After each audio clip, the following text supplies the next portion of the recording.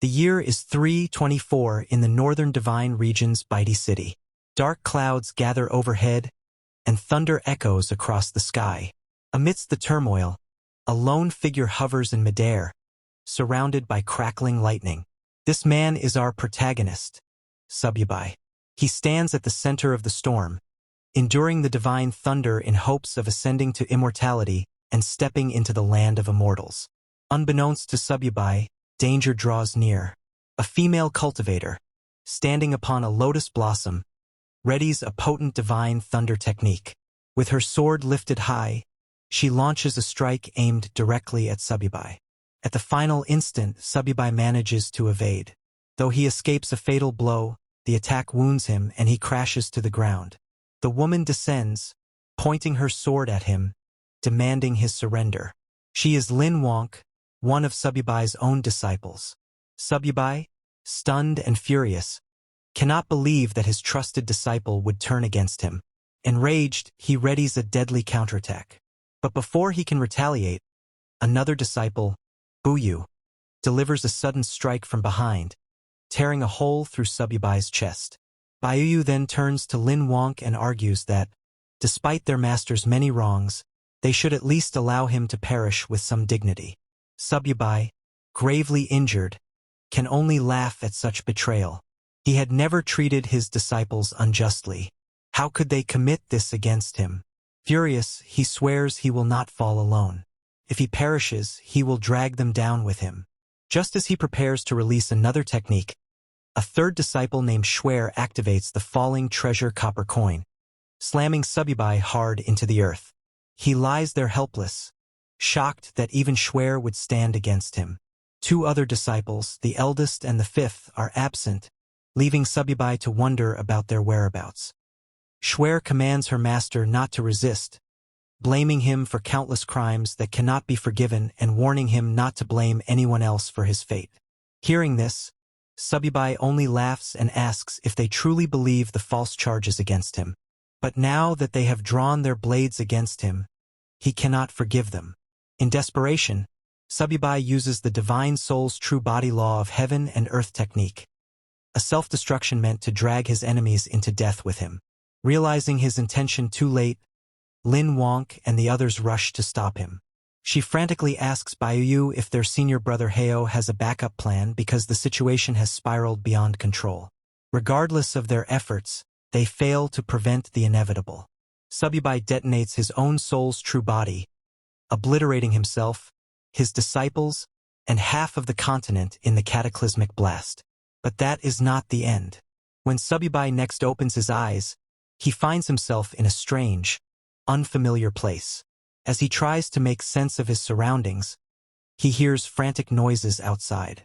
Peering through a window, he sees a world overrun by a zombie apocalypse, with people fleeing for their lives as hordes of the undead roam the streets. Realizing he has been reborn, Sububi's thoughts turn back to his traitorous disciples. Why would they betray him? What did they stand to gain? For now, those questions must wait. His priority is to train this new body to its peak, return to the world of immortal cultivation, and make his former disciples pay for what they did. He attempts to gather spiritual energy as he once did. His cultivation had been close to the immortal realm, so if he could just sense the ambient spirit power, he should be able to progress swiftly. Yet, to his shock, he feels nothing. Thinking his body might be too weak, he looks outside again and realizes the truth. This world has no spiritual power at all. Furious, he can hardly believe it. How is this possible? Without spiritual power, there was no way for him to cultivate in this world. In fact, merely surviving here would already be extremely difficult. Just then, a man and a woman burst into the house, having barely escaped from the zombies outside. They looked terrified, as though they had nearly died. The yellow-haired boy immediately grabs the woman. Another person, possibly named Vertical, tries to stop him, warning that her boyfriend might still be in the house and that it would be bad if they were seen. The yellow-haired boy scoffs, telling her not to worry. Even if her boyfriend saw them, there was nothing he could do. As he removes his clothes, the woman suddenly notices a bite mark on his arm and asks how he got wounded. The boy shrugs it off, saying he might have been bitten by those crazed people on the street and insisting it was nothing serious. They continue their business until, abruptly, the woman realizes the boy has gone still. She asks him what is wrong, urging him to continue, but to her horror, he is turned into a zombie and attacks her. She struggles, barely managing to push him away. Meanwhile, Sububi hears the commotion and wonders if someone else is in the house. Searching through the memories of his new body, he recalls that the woman is supposed to be his girlfriend, and the yellow-haired boy is her lover. Sububi smiles bitterly, realizing that the original owner of this body had also been betrayed by those closest to him. Opening the door, Sububi sees the now zombified boy lunging at the screaming woman. She notices Sububi and begs for help. He stares at her coldly, says nothing, and watches as the zombie tears into her flesh. Then, without a word, he closes the door behind him, thinking, serves her right. In a world with no spiritual power, Sububi knows he must find a way to survive. Otherwise, he might die here before ever returning to his original world. Sitting on the floor, he tries to retrieve something, anything, from his sea of consciousness that could save his life. Yet, with his current cultivation level, advanced magic items like the 9 Changes Spirit Pellet are beyond reach. All he can do is rely on luck and hope for the best. Finally, he pulls out a low-level magic weapon, the 10,000 Souls banner. Sububi is disappointed. How could he have ended up with such a low-level magic weapon? He had hoped to retrieve something that could truly save his life in this chaotic world. Just as his frustration peaks, a blue window suddenly appears before him. System prompt. It has been detected that the host has obtained the magic weapon 10,000 Souls banner. The host is now bound to the 10,000 Souls banner system. Current system level 1. Capacity 10 souls. Upgrade requirement to level 2. Hunt down an elementary mutant. Curious, Sububi wonders what sort of system this could be, especially one attached to a mere low-level weapon like the 10,000 Souls banner. As far as he remembered, the banner's only function had been to collect souls. The system then explains that by using the 10,000 Souls banner, he can harvest the souls of the dead, convert their soul power into spiritual power, and feed it back to himself. The higher the banner's level, the stronger the souls it can collect, and thus the more spiritual power Sububi would gain in return. There is a catch. Any person who has been dead for more than 5 minutes will have a soul that completely vanishes, rendering it uncollectible. Sububi smiles. So, it really is possible to transform soul power into spiritual power. Even if this world lacks natural spiritual energy, he realizes that with zombies everywhere, there is no shortage of materials to harvest for cultivation. He remembers the girlfriend who betrayed him and the yellow-haired boy, both now zombies, banging on the door. Sububi opens it, and the 2 zombies lunge at him. He swiftly kills them with the 10,000 Souls banner, but to his surprise, they continue moving even after he attacks. At that moment, he activates the banner's true power, collecting their souls and converting them into spiritual energy. Sububi is amazed to feel a breakthrough in his cultivation almost immediately. After absorbing their souls, he now has 2 controllable souls at his command, and his spiritual power has grown noticeably stronger. He can't help but smile. Despite its humble appearance, the 10,000 Souls banner has proven to be far more powerful than he ever imagined. Sometime later, outside, people were running in all directions, frantically searching for any safe spot to hide. In the midst of this chaos, Sububi was also looking for supplies. His body was still too weak. I can't do much cultivation in this condition, he thought. First, I need to find some supplies, then consider enhancing the 10,000 Souls banner. Suddenly, a group of zombies perched atop a nearby building heard the commotion below. They leaped down into the fleeing crowd. Among them was a plump, blonde-haired woman who panicked upon spotting the zombies heading toward her. In a desperate attempt to save herself, she grabbed another woman from the crowd. She hurled her at the zombies, using the poor victim as a human shield. Sububi happened to witness this horrifying act and was shocked to recognize that the woman who'd been thrown to the zombies looked exactly like Lin Wonk. She was one of his disciples who had once betrayed him. Furious and puzzled about her presence here, he quickly summoned the 10,000 Souls banner and killed the zombies attacking her.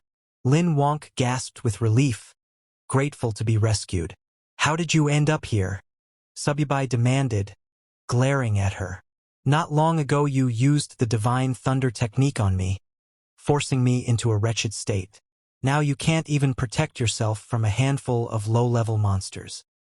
He could scarcely believe that his former disciple, who had once caused him so much trouble, was now so weak. Yet Lin Wonk only stared at him in bewilderment. She had no idea who he was or what he was talking about, and she couldn't understand how he already knew her name when, to her knowledge, they had never met.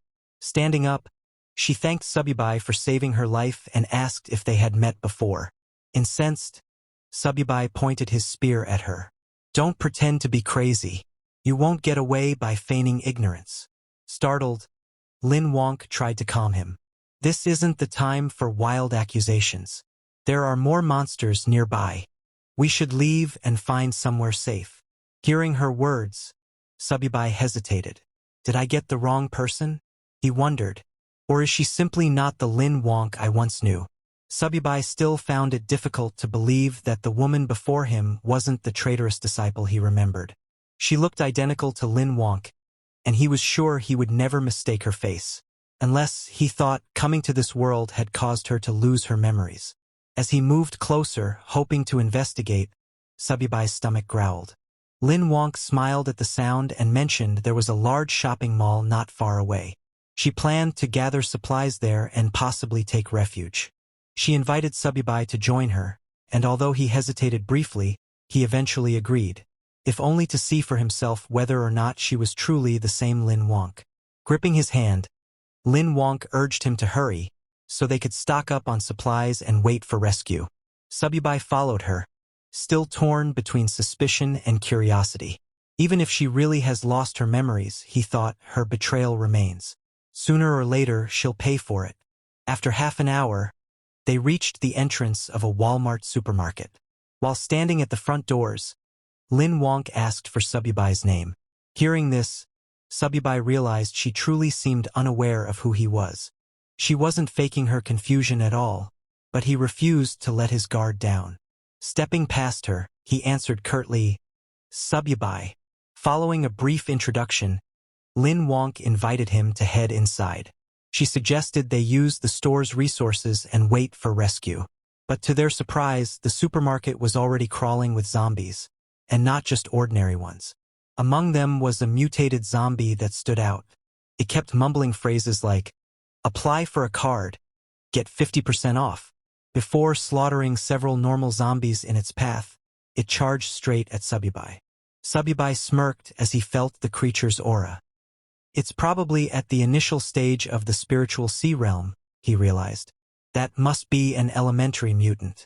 Lin Wonk, terrified, hid behind him, urging him to retreat and find safety elsewhere. But Sububi saw this as an opportunity, not a threat. A sacrifice that could help him upgrade his 10,000 Souls banner to level 2. Summoning the banner, he commanded 2 zombie slaves he controlled to attack the mutant. The supermarket erupted into chaos as his zombies clashed with the others, killing them one by one. However, the mutated zombies soon noticed Sububi's slaves and charged in to attack. Sububi quickly ordered them to pull back, but the mutant was too quick and killed one of his zombie slaves. Seeing an opening, Sububi launched a sneak attack from behind. At the same time, his remaining slave, a female zombie, leaped onto the mutant's back and bit into its neck. The mutated zombie let out a roar of pain. Sububi quickly commanded his slave zombie to hurl it to the ground, knocking it unconscious. Then he triggered the 10,000 Souls banner to absorb its soul, making it his newest servant. Right after taking in the mutated zombie, a system window materialized before him. System prompt: "Congratulations on overcoming an elementary zombie. The 10,000 Souls banner has now been raised to level 2. New capacity: 5 extra souls.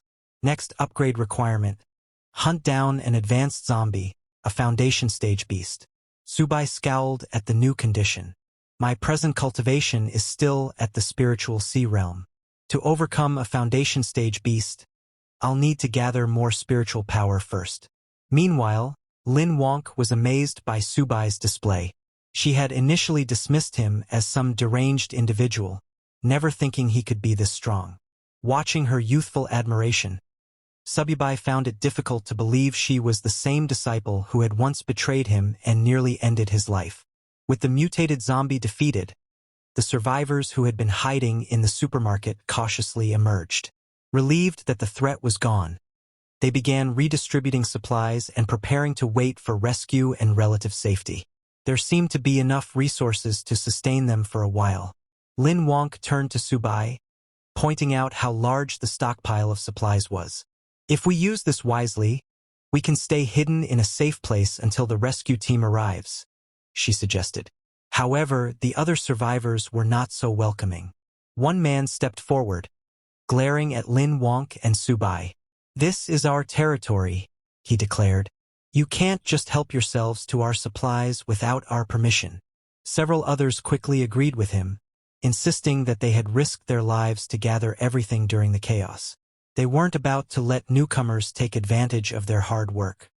Lin Wonk bristled at their accusations and shouted back, "If Mr. Sububi hadn't killed that mutated zombie, all of you would have been sitting ducks waiting to die.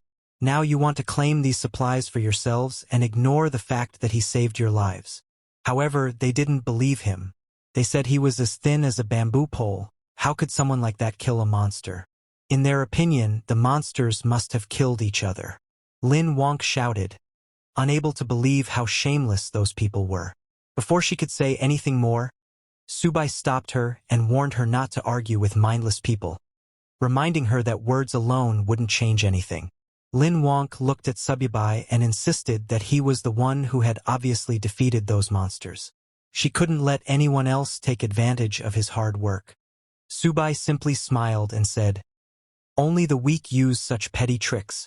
The strong are always right." He cast a cold gaze over the crowd and announced that he needed supplies, asking who was in favor and who was against it. They all opposed him, telling Sububi there were many of them and only one of him, so he couldn't win. They advised him to leave peacefully, hinting that if he angered them, they wouldn't be responsible for what might happen. Sububi only smiled and said that if he couldn't get supplies peacefully, he would have no choice but to kill them. Once they were dead, all the supplies would be his. He summoned his mutated zombies and ordered them to attack. Terrified, the crowd begged Sububi to spare them, promising he could take all the supplies he wanted as long as they could keep their lives. But he didn't care. He killed those who had threatened him.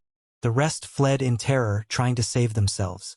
Standing confidently, Sububi asked if anyone else wanted to stop him. No one dared say a word. They stood silently, too afraid to even lift their heads. Then Sububi turned to Lin Wonk and told her to take whatever she wanted. No one would dare oppose them now. She nodded and began collecting supplies. After stuffing her bag, she asked if Sububi needed anything. He smiled and said that, in return for saving her, all he wanted was help carrying some supplies. Secretly, he was testing her to see if she really had amnesia or was only pretending. Lin Wonk agreed, packing his share of the supplies. Sububi was confused. He didn't know if she really was his disciple Lin Wonk or if he himself had lost his memory. After a few minutes, she finished packing and asked whether they should stay and wait for rescue or head elsewhere. Sububi turned to leave, saying he planned to look for stronger zombies to hunt. All she needed to do was follow him with the supplies. Lin Wonk nodded and followed him. Once they were gone, everyone else breathed a sigh of relief. Even so, they couldn't believe Sububi had dared to kill people so casually. They agreed to report him to the authorities if rescue ever came, insisting that someone like him should be brought to justice. But now that he was gone, they gathered around what remained of the supplies, dividing them up as quickly as possible before any other danger appeared. In the midst of their squabbling, oblivious to the threat looming behind them, Sububi's two zombie servants crept up, ready to attack. Just then, one man in the crowd spotted the zombies and panicked, running as quickly as he could to save himself. Sadly, it was already too late. The zombies rushed forward and struck down everyone one by one. A blonde, overweight woman stayed alive for a short moment, horrified and begging for help. But the zombies saw her and smashed her head underfoot. Once the slaughter was over, Sububi collected their souls and changed them into spiritual power.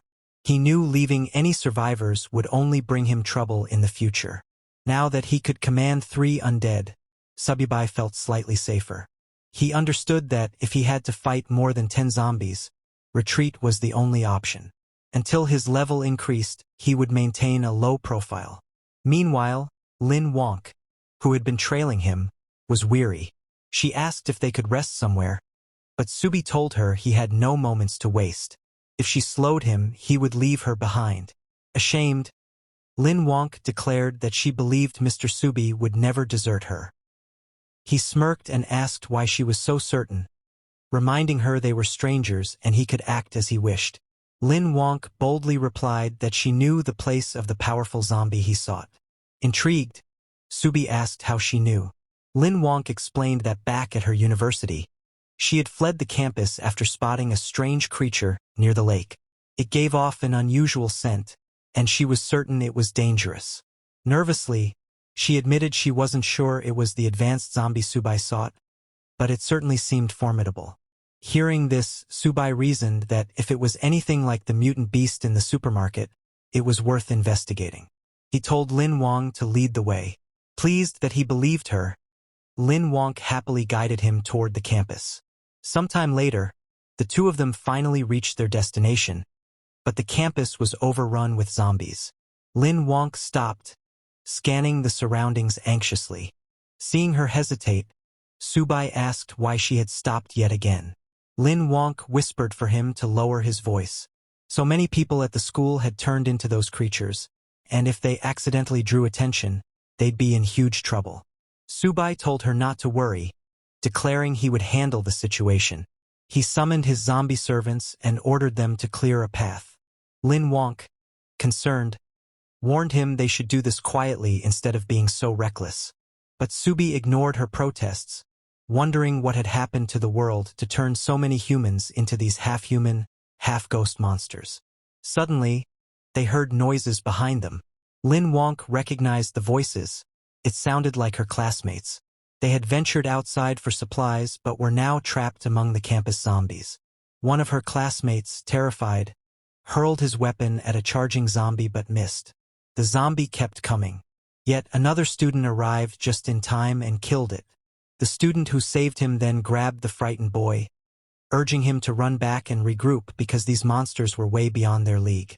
Lin Wonk realized these two were Gyuing and Lai Mingguan, her classmates, though she couldn't fathom why they would be here of all places. Subi noticed her reaction and asked if she knew them.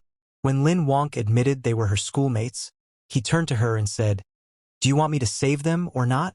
Lin Wonk held Subi's hand and said, "While they're distracting the monsters, we can escape quickly. If the monsters spot us, we won't be able to leave." Subi then asked her, "Don't you want to save them? They're your classmates, aren't they?" Lin Wonk replied, "If I could help them, I would. But right now, I can't risk your life." Upon hearing this, Subi realized that if she had been the treacherous disciple from his past, she would never have said such a thing. She truly seemed to be just an ordinary girl. However, before they could leave, the very thing Lin Wonk feared happened. Her classmates noticed her and called out for help. Lin Wonk became furious.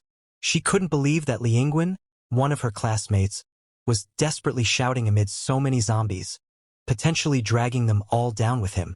All the noise quickly drew the zombies' attention.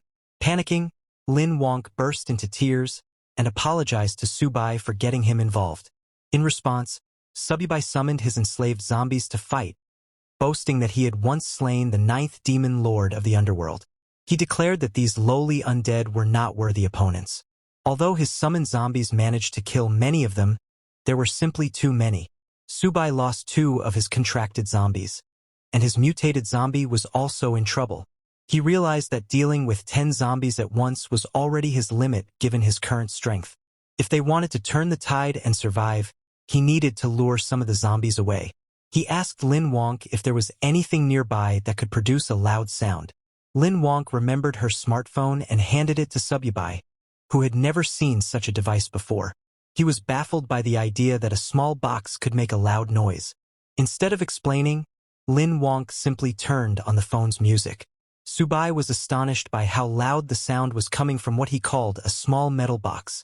Drawn by the blaring music, many of the zombies attacking the mutated zombie turned their attention towards Sububi. Overjoyed by this new magical tool, he threw the smartphone to his mutated zombie slave. The mutated zombie caught the phone and started running, drawing most of the horde away. With so many zombies in pursuit of the mutated zombie, Sububi and his remaining undead were free to dispatch the remaining threats one by one. Lin Wonk was amazed that such a simple trick had worked. However, Sububi grabbed her hand and reminded her they had no time to celebrate. They needed to leave before more zombies arrived. Moments later, both of them managed to escape safely to the classroom building. Once they were out of danger, Lin Wonk thanked Sububi again for saving her life. She admitted that without him, she would never have made it this far. Sububi replied that it was no big deal. She had helped him locate an advanced zombie, and in return he had saved her. Both of them benefited. Not long after, Lin Wonk's classmates also managed to escape safely, thanks to Sububi's zombies having distracted and slain most of the undead. However, they quickly noticed that Lin Wonk was carrying a large bag of supplies. They were thrilled to see Lin Wonk return with so many supplies. With that amount, they believed they could wait for a rescue team to arrive. However, Lin Wonk scoffed and reminded everyone that these supplies were obtained by Mr. Sububi, and she had no right to distribute them on his behalf. Li Mingguan was furious. He told Lin Wonk that there was no point in distinguishing yours and his in a crisis like this. Other students also needed these supplies to survive. Another one of Lin Wonk's classmates, sensing the tense atmosphere, stepped in and suggested they all stop arguing and return to the classroom first. They could decide how to distribute the supplies once they were somewhere safer.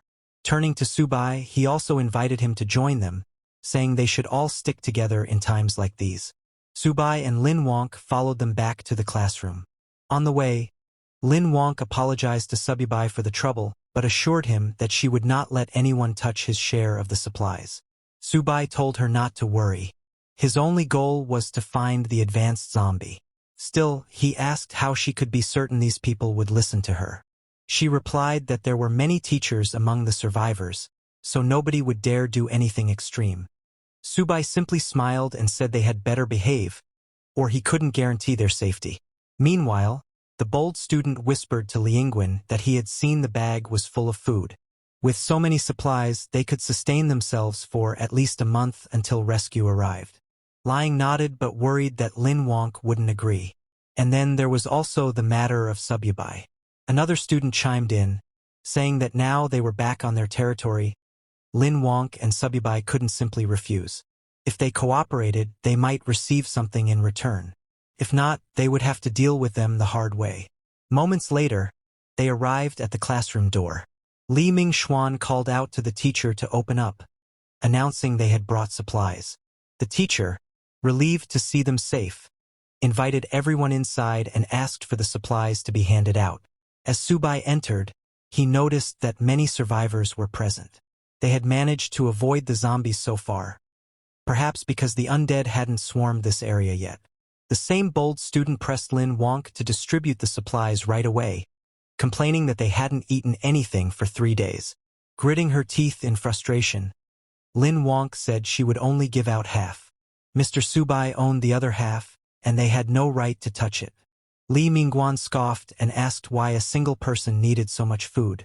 He offered to buy Sububi's share at 10 times the market price. Looking at Sububi, he asked if he minded selling. Sububi smiled and agreed. In that moment, Li Mingguan tried to claim all of Lin Wonk's supplies, forgetting that Sububi was no pushover.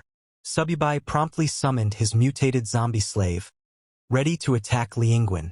Seeing the monster appear inside the classroom, everyone panicked and scrambled for safety. Only then did they realize the zombie seemed to be under Sububi's control. Sububi grabbed Li Mingguan by the collar and snarled that because of Li Mingguan's earlier actions, he had lost 2 undead minions. Yet Li Mingguan still dared to demand Sububi's supplies. Li Mingguan apologized profusely and begged for his life. Sububi asked, "Should I kill you, or should I take your soul to make up for my losses?" Terrified, Li Yingguan pleaded with his classmates Zhang Hao and Gumming to intercede, since they were the ones who had come up with the plan in the first place. Zhang Hao and Gumming quickly denied any involvement, insisting it was all Ling Xuan's idea and that he alone should bear the blame. Ling Xuan was shocked at the betrayal, cursing them for abandoning him.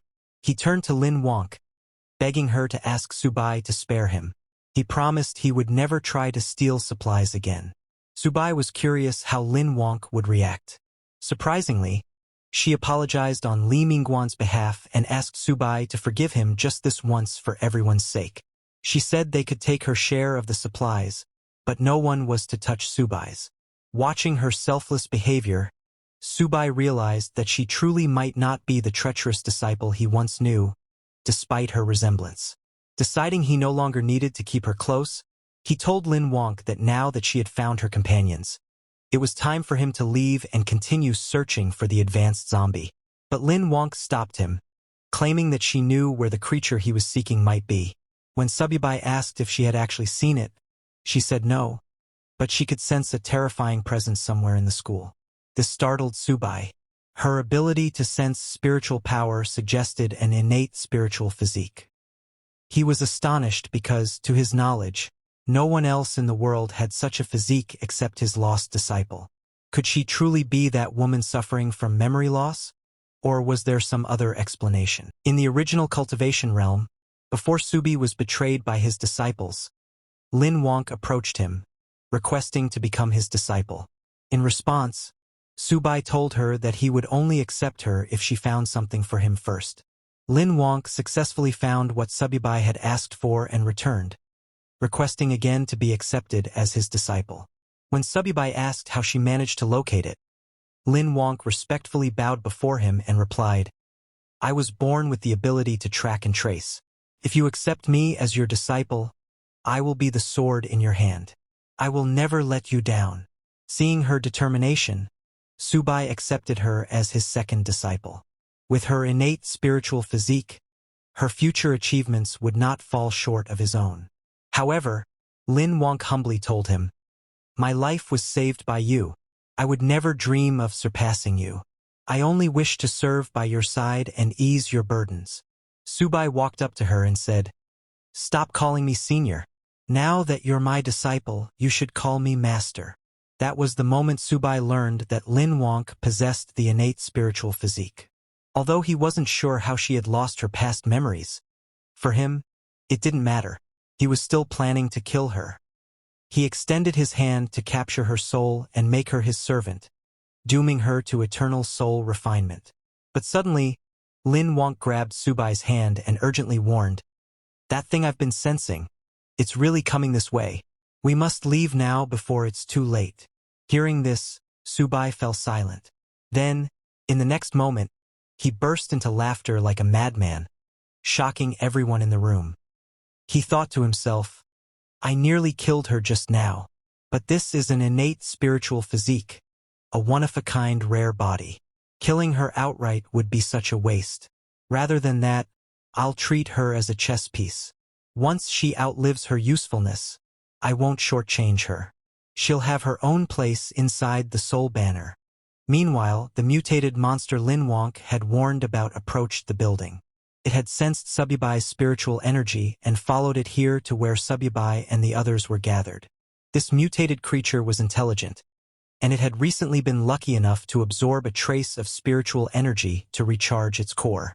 If not for that, it too would have eventually turned into one of those half-human, half-ghost abominations. When it detected the presence of spiritual energy in this barren world, it was thrilled. Finally, a chance to break through to the next realm. Standing in front of the university building, the mutated beast looked up, then leaped straight through the upper floor, crashing into the room where Sububi and the others were.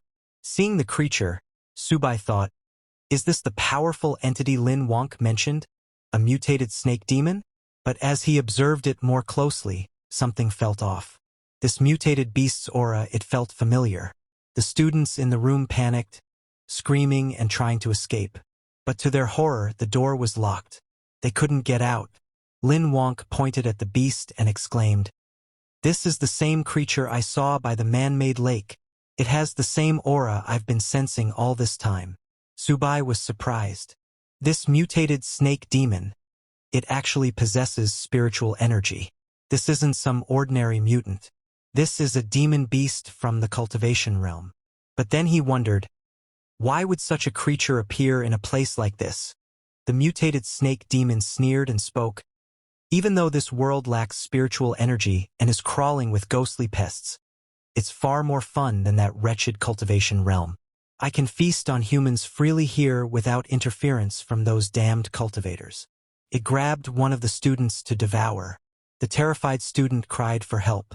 The teacher, Bing, turned to Lin Wonk and begged her to ask Sububi to save the students. "If he can protect them, I will do anything he asks."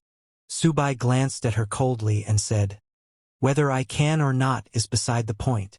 What do their lives have to do with me?" Still desperate, the teacher pleaded, "I'll pay you a lot of money. Just save them." But Sububi rejected her offer. "I'm not interested in money. Don't worry. Once you're all dead, I'll collect your souls." As the snake demon devoured the student, Sububi ordered his mutated zombie to attack. The zombie leapt into the air and struck from behind, knocking the mutated snake demon to the ground. As the beast lay unconscious, the zombie jumped on top of it to finish it off. But suddenly, the snake demon's eyes flew open. It extended its tongue, wrapping it tightly around Sububi's zombie. Staring at Sububi, it said, "I knew it. My nose wasn't wrong. There really is spiritual energy here. Unbelievable. A cultivator in this world. Their strength may be weak, but it's enough." Just as it grew excited, Sububi's zombie kicked its mouth, freeing itself from the demon's tongue grip. Sububi smirked. "So the mutated snake demon is coming for me after sensing my spiritual energy. Doesn't matter, I'll just take it down. A monster in the foundation stage. In the past, this kind of trash wouldn't have been worthy of Sububi's attention. But now, when his cultivation is only at the spiritual sea realm, he has to be more cautious. These people, killing them and refining their souls might just be enough for him to break through." Turning to them, he coldly announced, "Unfortunately, in my current condition, I can't handle that thing. You're all on your own. If you're willing to join my 10,000 souls banner and help me break through, there may be a sliver of hope." He smirked, saying, "Of course you can refuse. But if you do, I'll leave, and no one can stop me. What happens after that won't be my responsibility." Everyone sat frozen in silence. Terrified, no one dared to speak. Seeing that no one was willing to sacrifice themselves, Sububi turned to leave. Lin Wonk tried to stop him, but before she could, her teacher, Li, stepped forward and said, "I'll sacrifice myself. In exchange, please take my students to safety." At that moment, Sububi noticed a glowing purple crystal hanging around teacher Li's neck. His eyes narrowed, realizing that it was a spiritual stone. He grabbed the crystal and asked coldly, "Where did you get this?" Teacher Li hesitated for a second before replying that her father had found it by chance many years ago. Seeing Sububi's obvious interest, Teacher Li handed him the stone and begged, "Please, just protect my students." Inspecting it closely, Sububi confirmed, "This is indeed a product of the immortal realm. The quality isn't low either. The spiritual power inside, it's on par with a top-grade spiritual stone." But what puzzled him was, how did something like this end up in this world? Could it be that his and Lin Wonk's rebirth here wasn't a coincidence? If that's true, then maybe his other disciples are here too. Just then, the system detected the spiritual stone and prompted, "Would you like to use this item to enhance the 10,000 souls banner? Doing so will increase your control level over the undead by 1 tier." Sububi was stunned. He didn't expect that spiritual stones could directly upgrade the banner. He made a mental note that he needed to collect more of these in the future. He accepted the item and agreed to Teacher Li's request, telling her, "Wait here and don't run." Meanwhile, the mutated snake demon, enraged after being attacked by Sububi's mutated zombie, roared, "How dare you steal from me?"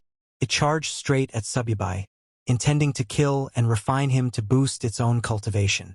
But Sububi had already begun absorbing the spiritual stone's energy. He commanded his zombie, "Block it. Don't let it get close." The zombie charged in, but the mutated snake demon dodged easily, grabbing the zombie and slamming it into a nearby wall. Then it noticed something: Subui's aura. It was rapidly growing stronger. He was breaking through. The snake demon growled in panic. "If I don't stop him now, it'll be a problem later.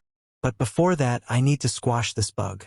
Punched Subui's zombie, sending him flying out of the building. Now rid of the distraction, the demon laughed and charged towards Sububi. But just as it approached, its entire body froze. Primal fear surged up, warning it, "Danger." Sububi smiled, his body glowing with spiritual light.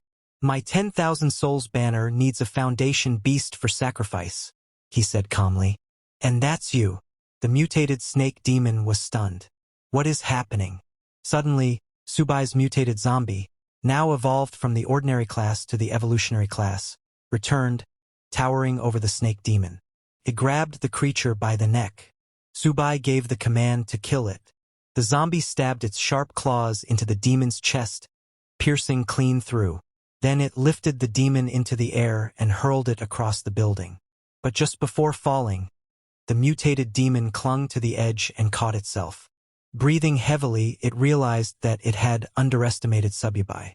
It didn't expect him to break through mid-battle. Still, it wasn't ready to give up.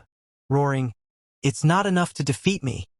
It let out a piercing cry, summoning the nearby zombies to swarm in and help it kill these humans. Just then, Li Mingguan transformed into a half-human, half-snake demon and killed both of his friends. The other students were shocked to see Li Mingguan slaughter his fellow classmates. One of the students cried out, "Why would he do this?" Li Mingguan smirked and replied with a chilling grin that he had tolerated all of them long enough. He smiled and asked, "Doesn't it feel good to be betrayed?" He turned toward the remaining students and charged at them, intent on killing everyone. The students screamed and scattered, desperately trying to escape. Some even begged, "Ling Xuan, please let us go. Spare our lives." But he didn't listen. He was enjoying the feeling of ruling over mere ants. Seeing this horrifying massacre, Teacher Li collapsed to the ground, her voice trembling. Why did it end up like this? Terrified, Lin Wonk turned to Sububi and asked, "What happened to Li Mingguan?" Sububi simply smiled. He didn't expect to see a human willingly become a beast servant. But this development suited him perfectly. The more that die, the better. It saves him the effort. They'll all become part of his 10,000 souls banner eventually. As Li Mingguan prepared to kill the last student, Teacher Li stepped in and shouted, "Stop! I can't let you go on like this." Li Mingguan grabbed her by the collar and hissed, "You want to die too? Fine. I'll grant your wish and kill you first." Just as he raised his claws, Sububi intervened. He pulled Teacher Li back. Lin Wonk told her urgently, "There's no way to appease everyone in this situation. Right now, we need to survive. And the only one who can help us is Mr. Sububi." Though Sububi didn't care about the others, Teacher Li was a different matter. He needed her alive. If he wanted to find the source of the spiritual stone, she had to lead him there. Sububi then unfurled his 10,000 souls banner and began absorbing the souls of all the dead students. Li Mingguan was stunned. He had waited so long for his master to appear, and now nothing could stop him. He glared at Sububi and charged at him, shouting, "You think you can do anything without your monster's protection?" Sububi calmly smiled and summoned the very students Li Mingguan had just killed. Their ghostly forms lunged at him, trying to drag him into the 10,000 souls banner. Li Mingguan was confused. How are they alive? I just killed them moments ago. Then he realized they weren't alive. They were just wandering spirits reanimated by Subui's power. There's no time to waste on them, he growled. Meanwhile, the mutated snake demon watched Subui's 10,000 souls banner and scoffed. You're planning to use that trash weapon on me? Do you think I'm made of mud? Sububi chuckled. You have no idea who I am. And my 10,000 souls banner still needs a dead soul like you as a sacrifice. At the same time, Luing Swan managed to partially free himself from the grasp of Subui's zombies and ran toward the mutated snake demon for help. The demon scowled. Just my luck. I finally meet an immortal cultivator, and he turns out to be a demon cultivator. These puppets he controls are strange and dangerous. If I don't act quickly, I'm in trouble. Although he had already broken through to the Foundation realm, he knew that continuing the fight might end badly. At worst, I won't get any spiritual energy, and I'll die too. Desperate, he grabbed Lai Mingguan and growled, I gave you power. Now it's time to repay me. Then he hurled Li Mingguan towards Sububi to buy himself some time to escape. But before he could flee, Sububi gave the order to attack. His mutated zombie leapt high into the air and came crashing down onto the snake demon, slamming him into the ground. The zombie grabbed the demon and restrained him, locking down all movement. You're not going anywhere. Just as the mutated snake demon struggled to break free, Sububi made his move. He transformed several of his zombies into stone statue form, anchoring them into the demon's limbs, binding its hands and feet so tightly it couldn't move an inch. The demon let out a pained roar, its body shaking violently. Blood oozed from the cracks in its scaled flesh as it cried out in fury and humiliation. I admit defeat for today, it hissed, its voice trembling with suppressed rage. But don't think this is enough to hold me forever. In a desperate move, the demon's main body detached from the larger snake host and fled into the distance like a dark shadow, melting into the horizon. Li Mingxuan, who had just barely survived, watched the escape in panic. Don't leave me behind. I haven't escaped yet. But before he could move, the remaining students, those who had narrowly survived his betrayal, surrounded him, cold hatred burning in their eyes. Karma always comes back around, one muttered. You really think you'll walk away after killing so many of us? Fear flooded Li Mingguan's eyes as he stumbled back. Stay away. I'll kill you if you come any closer, I swear. But the crowd no longer feared him. They descended on him without mercy, fists and feet replacing words. Li Mingguan died the same way he lived, violently and utterly alone. Nearby, Lin Wonk turned toward Sububi, her voice filled with disbelief. That monster, we're really just letting it go? Sububi only smirked. It's just a lowly snake demon. Does it really believe it can escape my spiritual sense? Far away, the mutated snake demon, now free from its bindings, let out a long breath. It had narrowly escaped death, but one question clawed at his mind. Where did that demonic cultivator come from? Then a chilling realization crossed his thoughts. Could he too have been pulled into this world through the chaotic spatial rift, just like me? He scoffed. Doesn't matter. I'm free now. A Foundation establishment cultivator like him? He'll never find me. But he was wrong. Before he could take another step, a shadow fell over him. Sububi appeared directly behind him. Try running again, he said coldly. Let's see if you can escape my spiritual sense now. Terror flooded the snake demon's expression. His whole body trembled. He could not understand. How did he track me this fast? How strong is his spiritual sense? Sububi didn't waste time. He ordered his mutated zombies forward. As the beast tried to flee, they lunged in, grabbing the demon's legs and arms, pinning it down. The mutated zombie struck its vital point, sealing its core. The snake demon howled in agony, completely paralyzed. If I can't live in peace, none of you will. The demon bellowed. He activated his final skill, Serpent Shadow Clone. Dozens of shadowy snake clones burst forth, swarming towards Sububi. Laughing, the demon mocked. Your soul banner is useless now. Once I devour you, your puppets will vanish. But Sububi showed no concern. He raised his 10,000 souls banner, calmly scanned the illusions, and in a flash stabbed the real body. The snake demon gasped. How did you see through it? Not even nascent soul cultivators could. Sububi remained unchanged. If you weren't still useful, I would have shattered your soul already. With that, He unleashed the soul-binding power of the banner. Black tendrils wrapped around the demon's very spirit. "You'll never get me," the demon roared. "I'll destroy my soul before I serve you." In a final act of defiance, it attempted to self-destruct its soul, but once again it had underestimated Sububi. With a single thought, Sububi activated his spiritual sense manifestation. His soul form materialized in front of the demon, grabbing and stopping the detonation mid-explosion. The snake demon stared in horror. "That pressure, you're not Foundation establishment." His voice cracked. "Soul formation." The truth hit him like a blade to the chest. He had offended a soul formation powerhouse. He dropped to his knees, pleading, "Don't kill me. I was wrong." But his pleas fell on deaf ears. The 10,000 Souls banner absorbed his soul in its entirety. System notification. "Congratulations. You have slain an evolved level creature. Soul banner has leveled up to level 3. Max controllable souls. 10. New feature unlocked. Enhancement mode. You can now feed spiritual energy, infused objects to your undead souls to boost their strength." Sububi stood silently, staring at the faint glow of the soul banner. He was amazed. He hadn't expected that spirit stones could be directly fed to the undead. If that was true, then as long as he had enough stones, he could rapidly forge a powerful undead army. In that case, he thought, gathering spirit stones must become a top priority. Once he gained enough strength to protect himself in this chaotic world, it would be time to visit his loyal little disciples.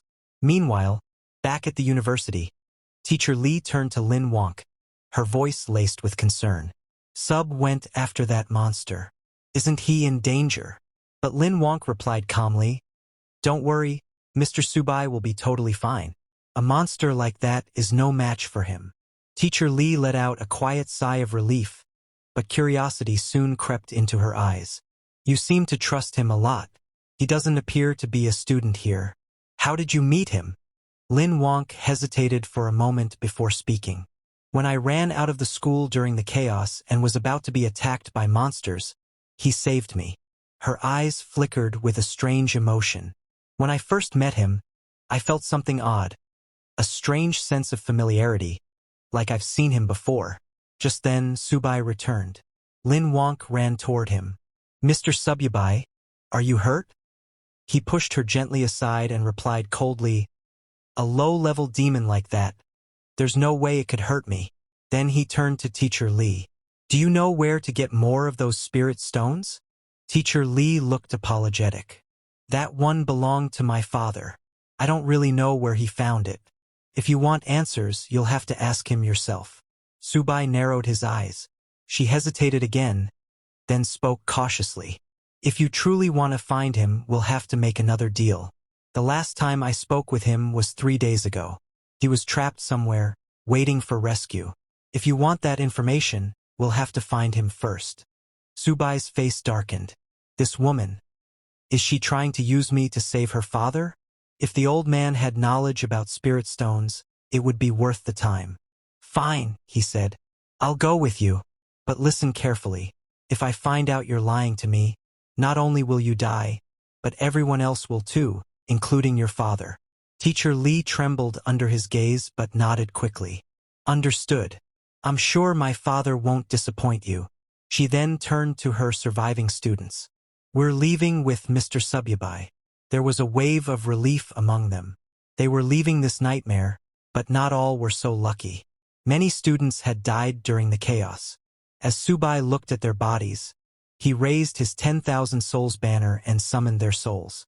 One by one, gasps echoed through the group. The students stared in horror. Even Teacher Lee's voice trembled as she asked, "Why are you taking their souls?" Sububi turned to her, his expression unreadable. "They were going to be wasted otherwise. Now they reside in the soul banner, my personal puppets." He glanced toward the school gates. "Enough talk. Let's go. I don't have time to waste here." Despite the grim nature of it all, Teacher Lee bowed slightly. "Mr. Sububi, if it weren't for you, we'd still be trapped in that classroom. We would have starved or been torn apart by monsters." Sub scoffed. I didn't do this for free. Everyone got what they needed. Now that he had broken through to the foundation establishment stage, Sububi could feel his divine consciousness gradually recovering. He should now be able to retrieve higher-tier artifacts sealed within his soul domain. Without hesitation, he focused, reaching inward, and suddenly, a brilliant sword appeared before him. Sub's eyes widened. Could it really be fate? Lin Wonk stared at the sword, stunned. Something stirred in her heart. I feel like I've seen that sword before. Sububi turned to her, expression sharpening. Could this be a sign that her memories are returning? He narrowed his eyes. If this girl truly regains her memories and realizes she's fallen into the hands of her former master. A lamb remembering her shepherd just before the slaughter. He threw the sword onto the ground and looked at her. Hold on to it. Lin Wonk blinked in surprise. Me? What do I even do with a sword? Are you asking me to fight monsters? Sub nodded. I won't protect you forever. You need to learn to protect yourself. She hesitated. I've never used a sword before. You'll have to teach me later. As she nervously picked it up, her fingers brushed the blade, and flashes of memory surged through her mind. Moments long buried, of a distant mountain sect, her master Sububi, and the day she was tested to become his disciple. The pain of betrayal, and the haunting image of a mysterious senior brother whispering lies to her and her senior sister. Lies that turned them against their master. She staggered back slightly, clutching her head. The fragments were blurry, incomplete, but they were returning. At last, Lin Wonk finally saw her master's face. The very master she had betrayed, and he looked exactly like Sububi. Seeing the angry gaze of her master, Lin Wonk got so frightened that she lost consciousness and fell to the ground. Seeing her suddenly fall, Teacher Li and the others were shocked. But before anyone could help her, Sububi, realizing that Lin Wonk's memories had returned, immediately raised his soul banner and released his newly controlled snake beast to attack and kill her.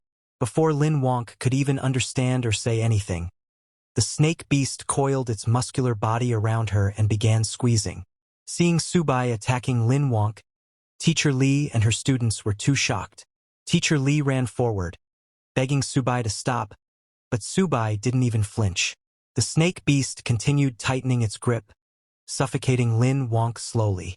Lin Wonk struggled and somehow managed to free her mouth. While coughing, she said, Mr. Sububi, your monster has gone insane. Please help me quickly. Sububi approached her and pinned down the soul banner right in front of Lin Wonk, scaring her. He sat down and asked, Lin Wonk, do you remember now? Scared and confused, Lin Wonk asked, Remember what? What are you talking about? Teacher Li pleaded with Sububi to save Lin Wonk, saying she was a good child. Sububi was also confused, not understanding what was going on. Lin Wonk's reaction just now didn't seem fake, and he wondered if it could really just be a mere restoration of her memories for a split moment. But he was not sure, so he decided to investigate it himself. He placed his hand on Lin Wonk's head and used Soul Search to look into her memories. He saw all of Lin Wonk's memories, himself included, but found nothing. He knew that memories couldn't be faked and wondered if she really had not recalled her past. Both Lin Wonk and Teacher Li looked at Sububi, scared and confused. After confirming for himself, Sububi decided to let her live for now. He stood up, called back the snake beast, which released Lin Wonk, and returned it to the soul banner. Sububi then walked away as if nothing had happened, telling Lin Wonk, maybe this sword doesn't fit you that well. He took back the sword and told everyone, don't waste time. Teacher Li then turned to her students and told them, it's okay, hurry up and follow. But Lin Wonk felt something odd. She couldn't understand why she had suddenly called Sububi master and what this sense of familiarity toward him was. Not just her, even Sububi was very confused. Wondering if this was all God's will, he decided he would definitely investigate this matter. After walking for a few hours, Teacher Li led them all to a building. Pointing at it, she told Sububi, this is one of my family's properties, and my father last contacted me from here, but it looks like he wasn't able to evacuate because of those monsters. Looking at the building, Sububi said, If that's the case, let's go check it out. But a student of teacher Lee suggested that they should not go in and should just wait here for Subai and the others to come out. Other students agreed, saying they might not be able to help Boss Subai if they went in. So, it was better to meet them here again. Subai said, "No problem," and told them, "Since I took you out of the school, my part of the deal has been fulfilled. Where you go now has nothing to do with me." Teacher Lee looked at her 3 students, who were standing there scared. She told them, "Stay here and don't run around. When they come out, we will take you to the official shelter. It's safe there." The students told her not to worry, saying they would definitely stay put. After Teacher Lee left with Subai and Lin Wonk, those students sighed with relief, saying, "We are free." A girl told the others that she didn't dare breathe deeply for fear that Subai would kill them if he was displeased. Others agreed, saying he was scarier than the monsters. A third person told them both to stop talking for now. They just had to stay quiet here to survive. Meanwhile, Subai, Lin Wonk, and Teacher Lee approached the building's gate. But before they could enter, Lin Wonk sensed something and asked them to wait. She looked to the side and saw something approaching. She told Subai that something seemed to be coming their way, soldiers being chased by zombies. When those soldiers saw Subai and the others, they shouted, "Go away! This is not a place for you. Don't come close to the monsters. Return immediately," they shouted while shooting at the zombies. Teacher Lee told Subai that these people were likely the official rescue team and would know where her father was trapped. Hearing this, Subai decided to keep them alive. He raised his soul banner, summoned his zombies, and ordered them to clear the way. Seeing Subai's zombies, the soldiers misunderstood, thinking monsters were coming from behind to attack. They asked their captain what to do. The captain told his soldiers not to panic and ordered everyone to disperse and avoid getting caught by the monster wave. All the soldiers hid in the cracks between the buildings. After the soldiers got out of the way, Subai's zombies attacked the zombies coming from the front. The mutated zombie swung its sharp claws, slicing hundreds of zombies in one strike. The snake beast wasn't far behind. It opened its huge mouth and devoured the zombies. Seeing Subai's zombies attack the other zombies, the soldiers became confused. One soldier asked his captain why these monsters were fighting each other. Another said he had never seen such a strange thing during missions. Even their captain was confused, asking, "What's going on? What kind of fight is this?" Sububai's monsters continued killing the zombies, making a path for Sububi. Soldiers hiding behind walls were very confused. Their captain told them not to be careless and to evacuate now before the monsters noticed them, saying they would only be safe when the awakened were sent in. Hearing that, a soldier said, "I heard those people in the bureau praise them for being amazing, but are they really that great? We're all the same in the end. How can they be superior?" The captain told that soldier he said that because he hadn't seen their power. He said he once saw an S-level awakened, just one person fighting against thousands of troops. Hearing about one man fighting thousands of troops, a soldier said, "That's too exaggerated. Are they superhumans?" Suddenly, a soldier saw Sububi and the others walking toward the zombies. Confused, he asked, "Aren't those the survivors from before? Why aren't the monsters attacking them? It even looks like the monsters are escorting them." Seeing this unusual phenomenon, the soldiers immediately pointed their swords at Sububi. The soldiers warned Sububi to stand still and answer. Otherwise, they would open fire. But Sububi didn't even look at them and continued walking ahead. Seeing this, the soldiers asked their captain if they should open fire. But after seeing Sububi controlling the monsters, their captain lowered his gun and told his soldiers to forget it because this person was not someone they could handle. The captain came out of hiding and asked Sububi to wait. He introduced himself as Shurao Chongqing, the captain of the 3rd Search and Rescue Team of Z-City, and asked Sububi if they were the Awakens sent by the higher-ups to assist them. Hearing that, Subai finally stopped and looked back, asking the captain what he meant by awakened. The captain replied that Sububi was not the one he was referring to and then tried to ask if Subai was awakened. But before finishing his sentence, he stopped, thinking that since Sububi was not a registered awakened from the bureau, could he be a lone wolf? That would be bad news. Then Teacher Lee stepped forward and told the captain that they were here to find someone. Her father, Lai Jiang Hao. Hearing the name, the captain told Teacher Lee that Lai Jiang Hao was on their rescue list. They had been informed that he had important information, so the higher-ups required this person to be rescued. Hearing that, Sububi asked the captain if he knew where Lai Yung-ho was. The captain said yes, but told Sububi that the place was in the heart of the region, and given the current situation, it would be hard for them to rush in there. Just as the captain said this, the walls on their side broke and more zombies poured out. Because of this new zombie wave, they all got surrounded. Immediately, the soldiers started shooting at the zombies, but it was still not enough. Panicked, the captain turned to Sububi, telling him that even if he was not affiliated with the government, they hoped he could lend them a helping hand.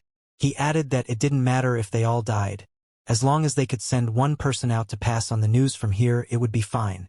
Sububi agreed without hesitation, saying he would get them out of there, but they needed to lead him to the target in exchange. The captain agreed. Sububi immediately called his monsters to attack the zombies. The mutated monster and the snake monster jumped on the zombies, crushing them to the ground. Sububi's mutated monster sliced off hundreds of zombies in one strike, while the snake monster shot fire from its mouth, burning thousands of zombies.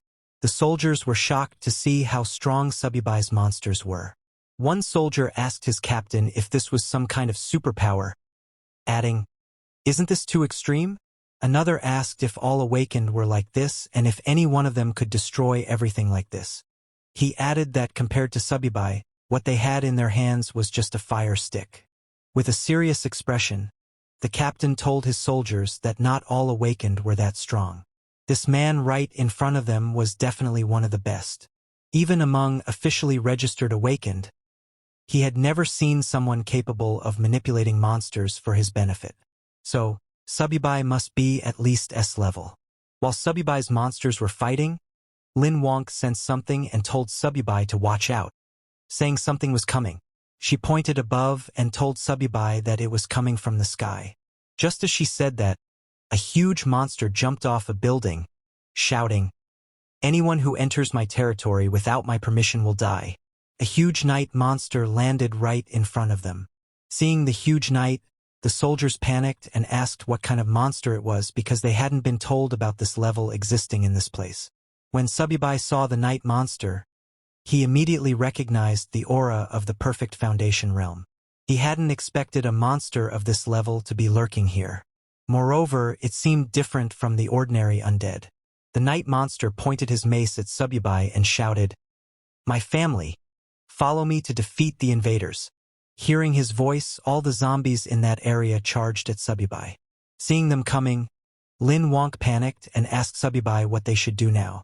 Sububi told everyone to get ready to fight.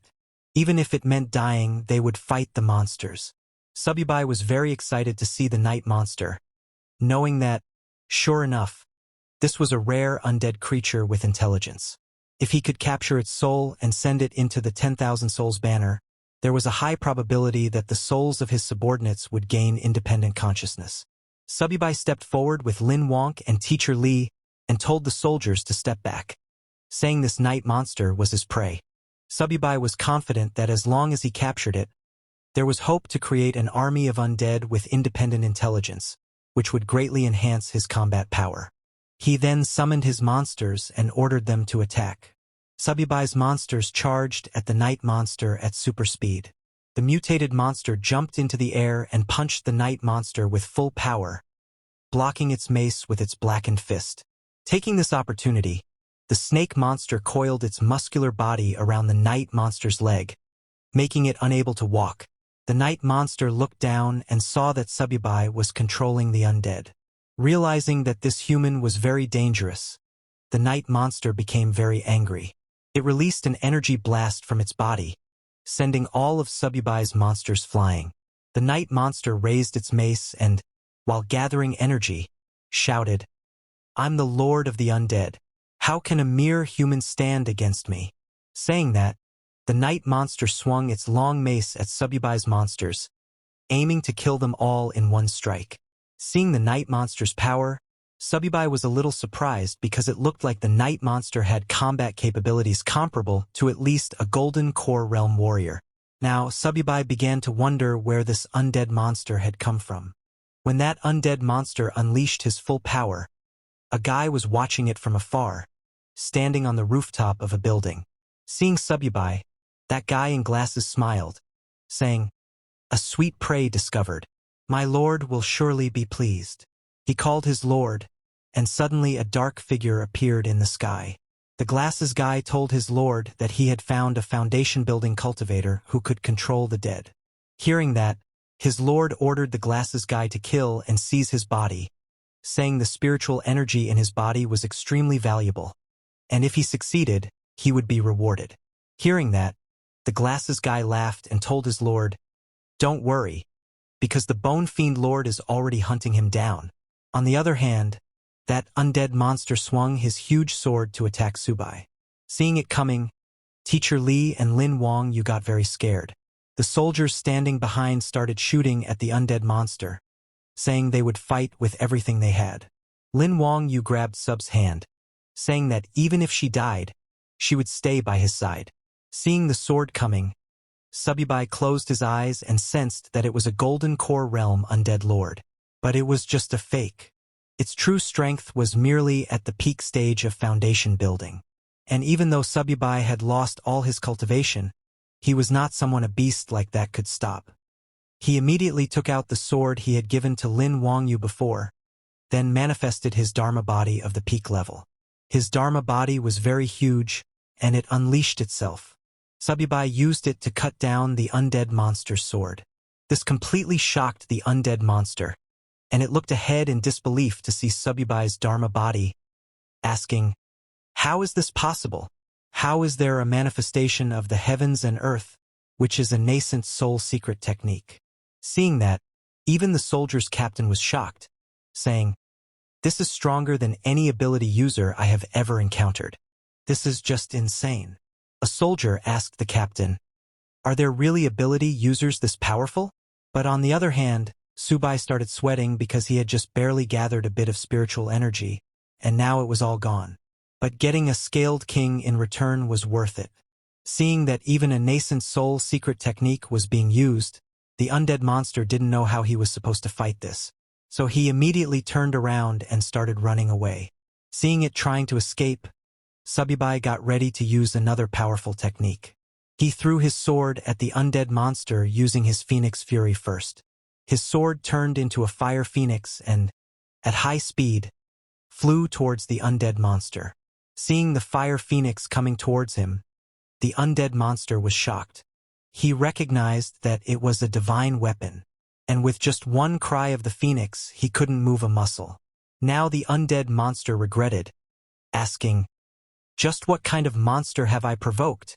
The fire phoenix hit the undead monster in the stomach, piercing a huge hole. Seeing that, everyone was shocked. Lin Wonk asked Sububi, "The thing you just summoned, was that a phoenix?"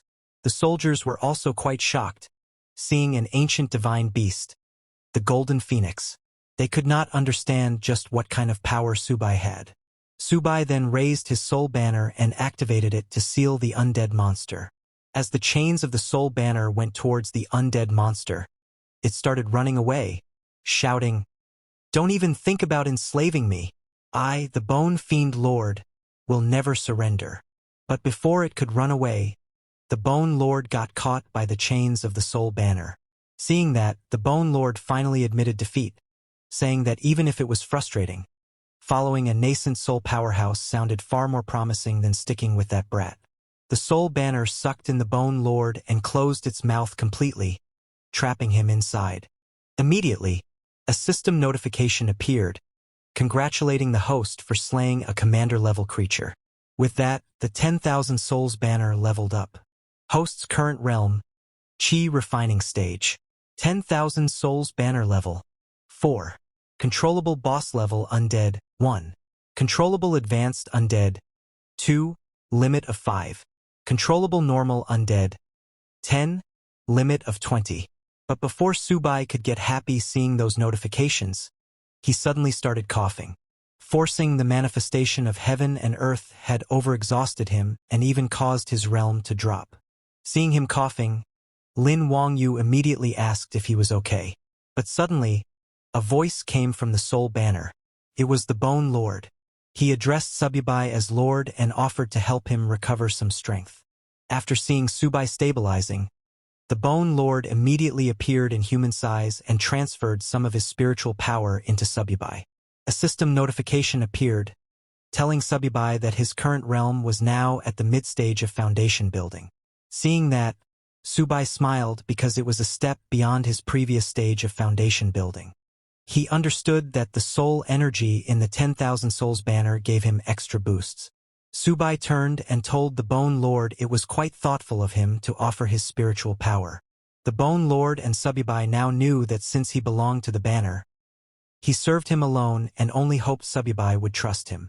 The Bone Lord was acting like that because, after seeing the manifestation of heaven and earth and that divine weapon infused with phoenix power, he understood that Sububi must have been in the nascent soul realm before arriving in this world.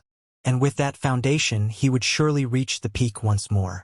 And if the Bone Lord served him well and followed in his footsteps, he too could rise to the top again.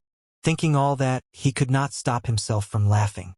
Worried, Lin Wonk asked Sububi again if he was okay, because just now she had seen blood at the corner of his mouth. Seeing her so worried about him, Sububi got more confused.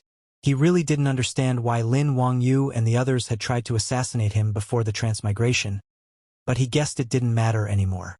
The attempt had already happened. The reason didn't matter. What mattered now was figuring out this world and getting more spirit stones. He then turned to the soldier's captain and asked him to take them to see Li Jianghao.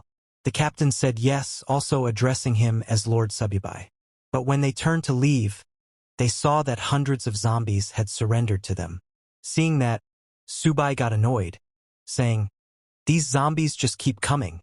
Just then, the Bone Lord came out of the Soul Banner in his spirit form and shouted at the zombies, "Blind beasts, don't you kneel when you see our Lord?" Hearing the Bone Lord's words, those zombies slowly backed off and created a path for Sububi and his team to go. Seeing that, a soldier was shocked and told his friend that Captain Shurao had said Sububi could take on 100 by himself, and he hadn't believed it. But this wasn't fighting 100. These zombies were kneeling and showing submission. The soldier said, "This Sububi is terrifying. Ability users are like gods."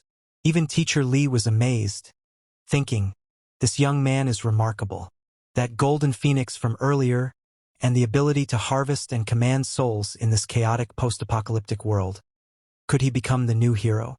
Meanwhile, far away in a house, it was the residence of that glasses guy's master. He reported to his master that the Bone Fiend Lord was killed. Hearing that, his master was shocked, saying, "It's impossible." The glasses guy sent some pictures, telling his master it was the truth. He wouldn't dare make false reports. These were images captured from the scene. When that glasses guy's master saw the technique Sububi used, he immediately recognized them as the manifestation of heaven and earth and the Phoenix Fury Sword, because he was none other than Sububi's disciple, the one who had provoked the other disciples who killed Sububi. He immediately realized that it was his master, Sububi. He was furious, seeing that his master had arrived in this world too, and that his master's progress was faster than his own. He knew he must hurry and find the junior sisters.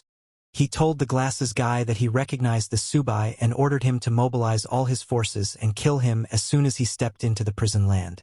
He also told the glasses guy that if he failed, then he should kill everyone inside the prison land.